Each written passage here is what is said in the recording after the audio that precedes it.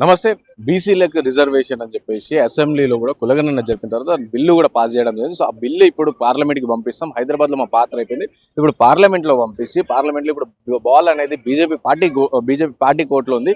So BJP party నాయకులు కావచ్చు చేయాలి అని చెప్పేసి చెప్తాను. పార్లమెంట్లో చట్టం చేయాలని చెప్పేసి కూడా కాంగ్రెస్ పార్టీ చెప్తాను. అవసరమైతే ఇక్కడ కాంగ్రెస్ పార్టీ ఉన్న నాయకులు అందరినీ కూడా ఇక గల్లీ నుంచి ఢిల్లీ లీడర్స్ ఉన్న వాళ్ళందరినీ కూడా ఢిల్లీకి పోయి జంతర్ మంతర్ దగ్గర కొట్లాడదాం, జంతర్ మంతర్ దగ్గర పోరాటం చేస్తామని చెప్పేసి కాంగ్రెస్ పార్టీ చెప్తా ఉన్న పరిస్థితి. సో మాట్లాడదాం దీనిపైన ఇదే అంశం పైన మనతో పాటు మాట్లాడడానికి విశ్వరథన్ మహారాజ్ గారు ఉన్నారు. సార్ నమస్తే సార్. చెప్పండి సార్, ఇటు బీసీబీలు అయిపోయింది, సో మేము మా పాత్ర అయిపోయింది, ఇప్పుడు కేంద్రం పాత్ర ఉంది, బాల్ అనేది కేంద్రం కోర్టులో ఉంది అని చెప్పేసి కాంగ్రెస్ పార్టీ నాయకులు చెప్తాను సార్, మీరేమి? కేంద్రం కోర్టులో ఉంది అని అంటే ఇప్పుడు కాంగ్రెస్ పార్టీ వాళ్ళు టికెట్ల కోసం ఢిల్లీ ఎట్లా తిరుగుతారు, బిల్లు కోసం కూడా అట్లా తిరగాలి. ఎట్లుంది కంపేర్?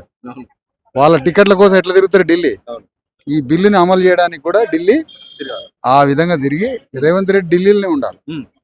బిల్లు అయిన తర్వాతనే ఢిల్లీ నుంచి ఇక్కడికి రావాలి.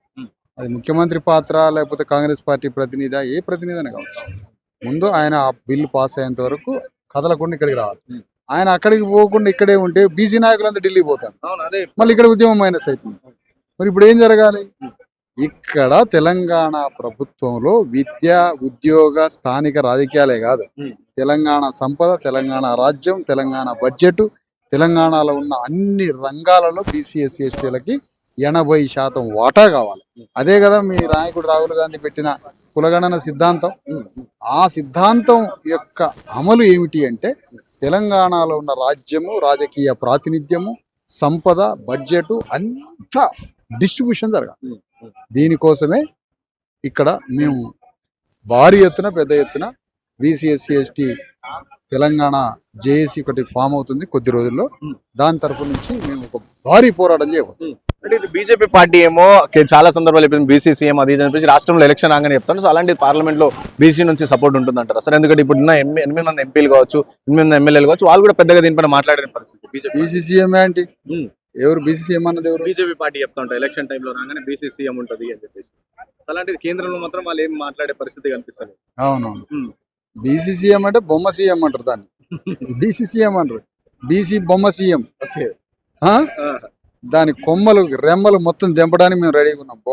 బొమ్మదైతే కుదరదు, తోలు బొమ్మల్ని పెట్టి నడిపియొద్దు కదా. అందుకనే రాజ్యము అంటే సీట్ ఒక్కటే కాదు, దాని అంగాలు మొత్తం మారాలి, దాని స్వభావం మారాలి, దాని ప్రాతినిధ్యం మారాలి. అది రాజ్యం అంటే, విప్లవం అంటే అది. ఆడ ముఖ్యమంత్రి ఒక్కడు మారంగానే కుదరదు కదా. అందుకని బొమ్మ సీఎం కాదు, ప్రజల్ని అమ్మలాగా చూసుకునే సీఎం కావాలి.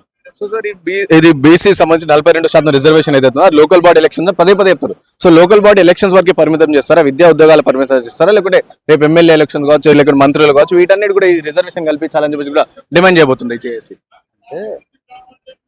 ఒక్క చట్టమే కాదు, నైతికంగా ఏంటి అంటే చట్టం వేరు, నైతికత వేరు. చట్టం అంటే ఏదో 15%, 20%. అవును. నైతికత, అది శాసన ధర్మం ఏంటి? మొత్తం ప్రజలలో 90% బీసీ ఎస్సీ ఎస్టీ ప్రజలు ఉన్నప్పుడు వీళ్ళందరికీ డిస్ట్రిబ్యూషన్ జరగాలనేది ఇక్కడ ఆలోచన. కాబట్టి ఇది అన్ని రకాలుగా జరగాలి, కాబట్టి ఇది మన పోరాటం. Thank you. సో విన్నారు కదా, విశ్వరథన్ మహారాజ్ గారు చెప్తారు. సో ఏదైతే 90% ఏదో సో అదంతా కూడా డిస్ట్రిబ్యూషన్ జరగాలి. రాహుల్ గాంధీ కోరిక కూడా అదే కాబట్టి సో ఇప్పుడు కూడా అదే డిస్ట్రిబ్యూషన్ జరగాలి. అండ్ ఇప్పుడు రేవంత్ రెడ్డి పాత్ర ఎక్కువ పెరిగిపోయింది అని చెప్పేసి విశ్వరథన్ మహారాజ్ గారు చెప్తున్న పరిస్థితి. 100% సాయితో రాణా ప్రతాప్, వాహిని, హైదరాబాద్.